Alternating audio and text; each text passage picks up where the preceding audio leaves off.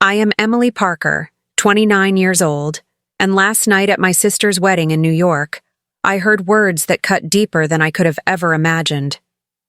While the guests were laughing, the champagne was sparkling and cameras were flashing, my own mother leaned in close to me and whispered in a voice so cold it still echoes in my ears, "You do not belong here." In that instant, the room seemed to shrink around me. My chest tightened as though someone had wrapped a band around my ribs. My hands trembled, struggling to hold the glass of wine I was clutching. Heat rushed to my face, and yet I felt frozen in place, as if shame itself had draped over me like an invisible veil. But what my mother did not know was that her cruel words would not stand unchallenged. The vows spoken later that night would unravel everything. Before I tell you what happened next, I want to know, what city are you listening from, and what time is it right now? And please subscribe to support my channel. It keeps these stories alive. Sometimes I think the universe chose my family to test the limits of patience. My mother, Caroline Parker, has always been the kind of woman who sparkles in public and freezes in private. To everyone else, she was elegance personified, the polished socialite with diamond earrings and an effortless smile. To me, she was a critic with a tongue sharp enough to slice through my very sense of belonging. My father, Michael, was present in body but absent in voice. He lived in the same house, sat at the same table, and walked the same hallways, but he rarely interfered. It was as if he had traded his role as a protector for the comfort of silence. And then there was Hannah, my younger sister, the golden child. She could stumble her way through life and still be celebrated as if she had conquered the world. When she quit college after one semester, my mother called it following her heart. When she dated men who treated her poorly, my mother insisted she just loves deeply. When she spent money recklessly, it was excused as living with passion. Meanwhile, I worked my way through school, held 2 part-time jobs, and earned a degree that I paid for myself. I landed a career in publishing, one that demanded long nights and endless revisions. But instead of acknowledgement, I was met with a dismissive wave of my mother's hand. "Books do not make money, Emily. Your sister knows how to live," she would say. That was the rhythm of my childhood, and it did not stop in adulthood. Every family gathering became a stage, with Hannah as the star and me as the forgettable extra in the background. My achievements were invisible, erased in the glow of Hannah's carefully curated mediocrity. So when Hannah's wedding was announced, I was not surprised that my mother turned it into her personal grand production. It was never just about Hannah marrying the man she loved. It was about the Parker family putting on a flawless show for society. The perfect dresses, the expensive catering, the hand-picked guest list. Everything designed to reinforce the image that we were a family of grace and prestige. For me, though, it was different. I had convinced myself that this wedding might finally be the place where I could stand, if not as the golden child, at least as a part of the family picture. I bought a simple but elegant gown. I practiced polite smiles in the mirror, promising myself I would not let my mother's coldness seep into me that night. Deep down, I hoped, foolishly perhaps, that this wedding could be a moment of truce. That maybe, just maybe, my mother might look at me and think, she is mine too. But in the weeks leading up to the wedding, the favoritism continued to tighten like a rope. At a bridal fitting, I heard my mother murmur, "Emily should wear something less noticeable. This is Hannah's day, after all." At the rehearsal dinner, when I tried to make a toast for my sister, my words were cut short by my mother's interruption. "Let us keep it brief. Emily, people are hungry." Still, I swallowed every slight. I told myself it did not matter. I told myself I was here for Hannah, not for approval. But the truth was, I longed for that approval more than I dared to admit. I longed for a moment when the Parker family facade could include me instead of shutting me out. So when the wedding night arrived, I stepped into that glittering ballroom with hope lodged inside my chest, fragile, flickering, but still alive. I could not have known that within hours, my mother's words would crush it with a whisper that carried more weight than any shout ever could. The ballroom shimmered with golden light as chandeliers sparkled overhead, casting reflections across the polished marble floor. Tables draped in white linen overflowed with roses. Champagne glasses clinked like tiny bells, and the hum of laughter floated through the air. Hannah's wedding was everything my mother had envisioned. Perfect, glamorous, and dazzling enough to make people forget the fractures underneath the Parker family name. I sat near the center table, my hands smoothing the fabric of my dress, trying to quiet the storm inside me. Around me, relatives smiled for photographs, their faces flushed with wine and celebration. Hannah glided through the room in her designer gown, her groom beaming beside her. She looked radiant, but it was not just love that made her glow. It was the steady, unbroken stream of adoration from everyone in the room. I raised my glass of champagne, pretending to sip, when I felt the warmth of my mother's hand brush against my arm. She leaned in, her perfume filling my lungs, sickly sweet like lilies left too long in water. Her lips were close to my ear, and in a voice soft enough that no one else could hear, she whispered the words that would slice me open. "You do not belong here." For a moment, I thought I had misheard. The clatter of cutlery, the burst of laughter from the far table, the photographer's flash, it all blurred into white noise as her words sank in. My throat tightened, my chest grew heavy, and my hands trembled so violently I nearly spilled my drink. I turned to her, my voice barely audible. "Why would you say that, Mom?" Her eyes flicked to mine, cold and unwavering, before shifting back to the crowd with a practiced smile. "Sit up straighter," she murmured, as if I were a child being scolded for bad posture. Then louder, to the guests across the table. "Isn't Hannah the most beautiful bride you have ever seen?" Laughter followed her words. Compliments poured across the table, drowning out my question, drowning out me. Hannah, seated at the head of the table, caught my gaze. Her lips curled in a faint smirk, as if she had heard the whisper and savored the sting. The groom, oblivious, raised his glass in a toast. My father stared at his plate, cutting his food in silence as though none of it existed. The chatter around me grew louder. I could hear two relatives whispering just a seat away. "Emily always looks so out of place." Another giggled softly, adjusting her necklace. Well, Caroline always did say Hannah was the jewel of the family. Their words were daggers dressed as observations. I sat there still frozen, feeling each syllable lodge deeper into my skin. My mother, meanwhile, was radiant. She laughed, her eyes shining as she complimented the decor, praised the catering, and squeezed Hannah's hand with pride. To the world, she embodied warmth. To me, she was ice I wanted to speak. I wanted to stand, slam my glass onto the table and shout, "I am your daughter, too." But the words caught in my throat, choked by years of being silenced, by years of being told I was too much or not enough. My lips parted, but only a shallow breath escaped. I pressed my napkin into my lap, my knuckles white against the fabric. Every nerve in my body screamed. Every instinct begged me to leave, but my legs would not move. Instead, I sat there, my face burning as if under a spotlight, trying to stitch myself together while pieces of me crumbled silently onto the floor. The betrayal was not in the whisper alone. It was in the way my mother carried on, smiling for the cameras while her words still echoed in my ears. It was in Hannah's smug glance, in my father's cowardly silence, in the relatives' whispers that festered like poison. I was humiliated, cornered in a room full of people who could not see my pain, or worse, chose not to. My chest ached with the weight of invisibility, with the realization that even in my sister's most important moment, I was not simply ignored. I was erased, and as I sat there fighting the tears that threatened to spill, I knew something inside me had shifted. The whisper that was meant to break me had done something else instead. It had lit a fire. I excused myself from the table under the pretense of needing some air.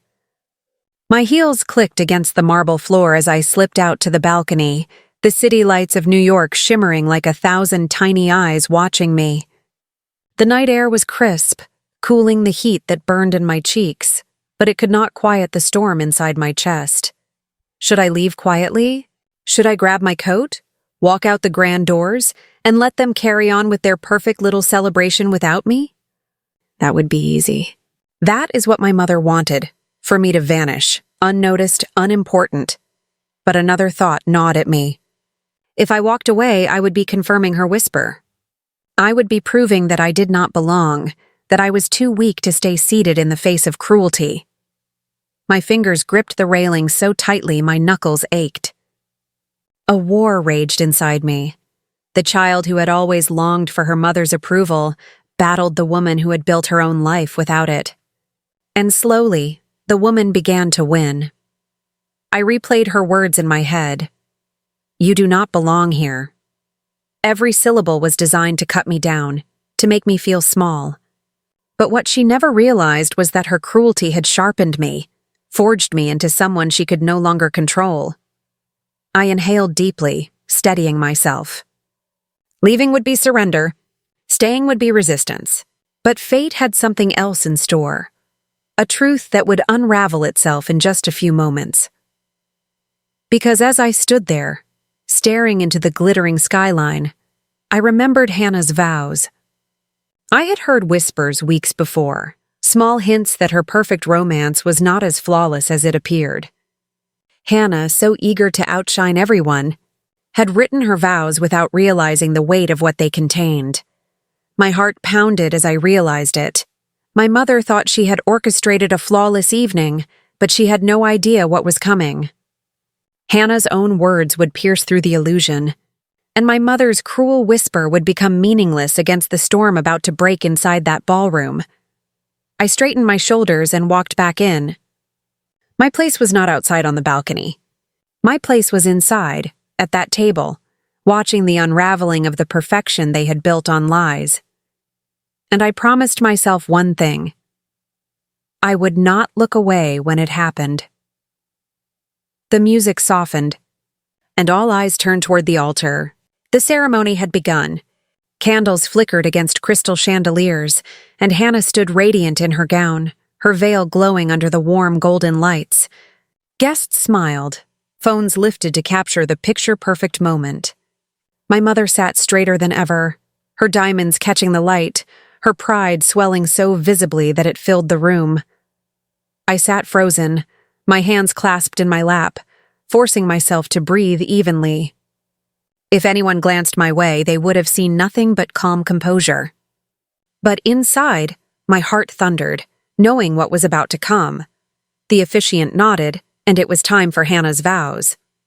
She held the microphone with shaking fingers, a nervous laugh slipping from her lips. I spent weeks writing these, she began, her eyes glistening. But the truth is, no words could ever capture how I got here today. Everyone leaned closer. Hannah inhaled deeply, her gaze sweeping the crowd before landing, unexpectedly, on me. Emily, she said softly. My name cut through the silence like a bell. You may not realize it, but I would not be standing here without you.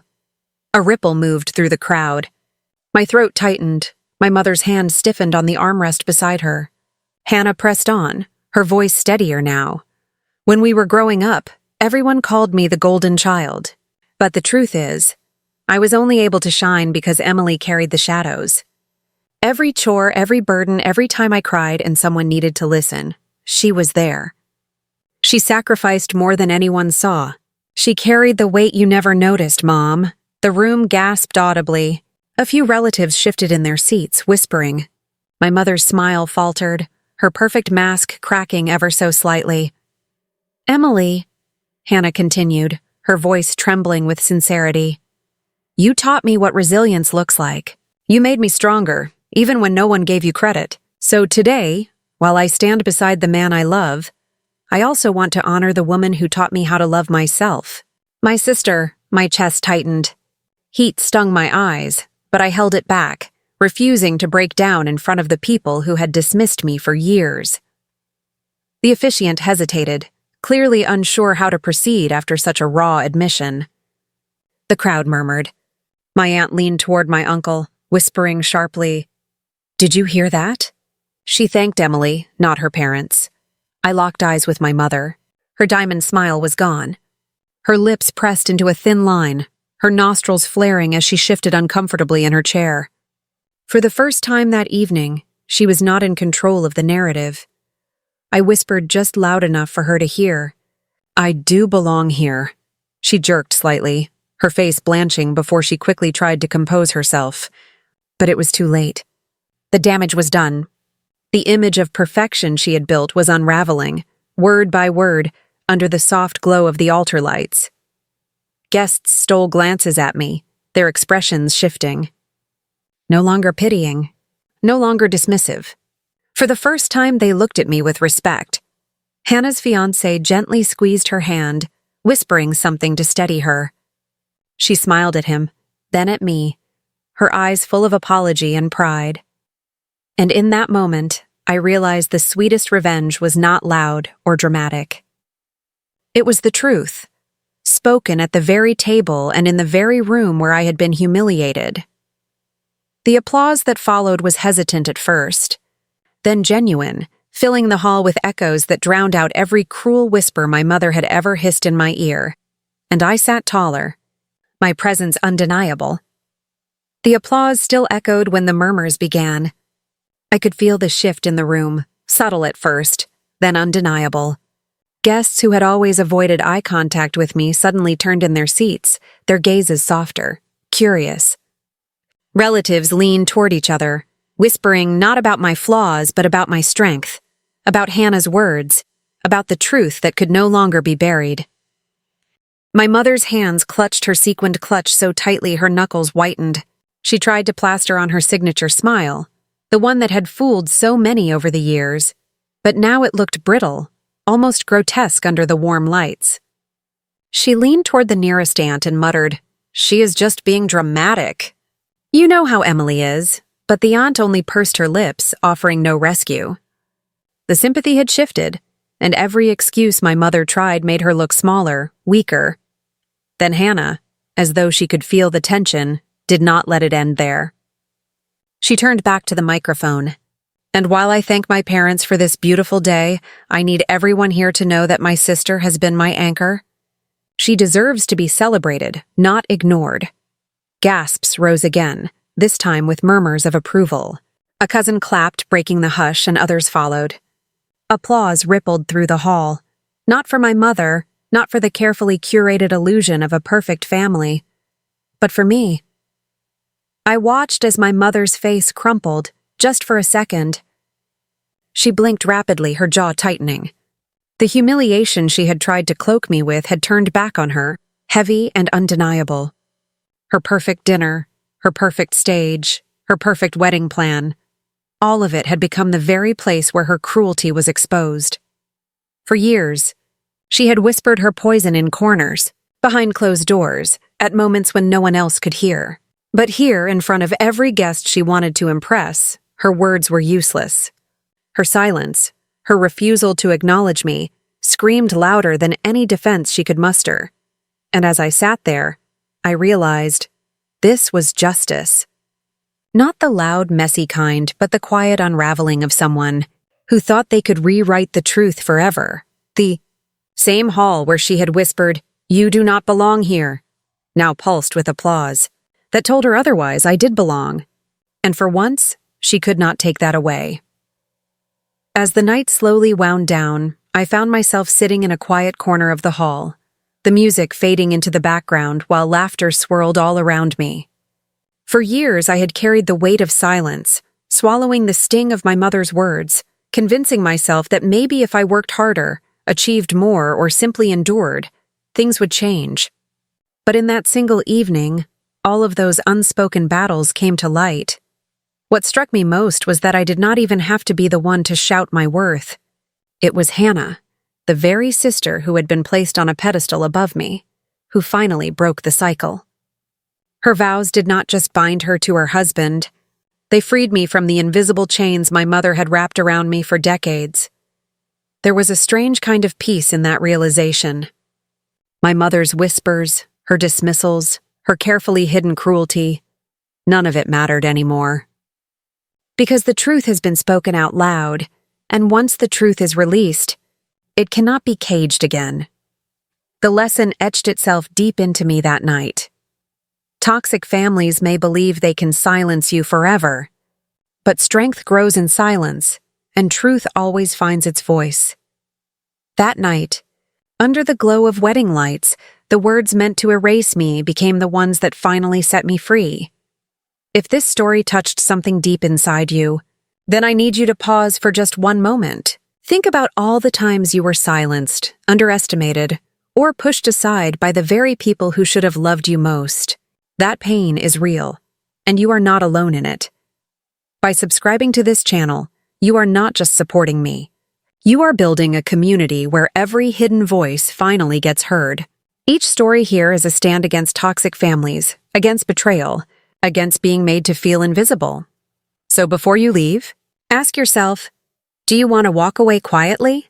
Or do you want to stand with me, with us, and keep these stories alive? Hit that subscribe button right now, because your voice, your story, and your strength deserve to be part of this family.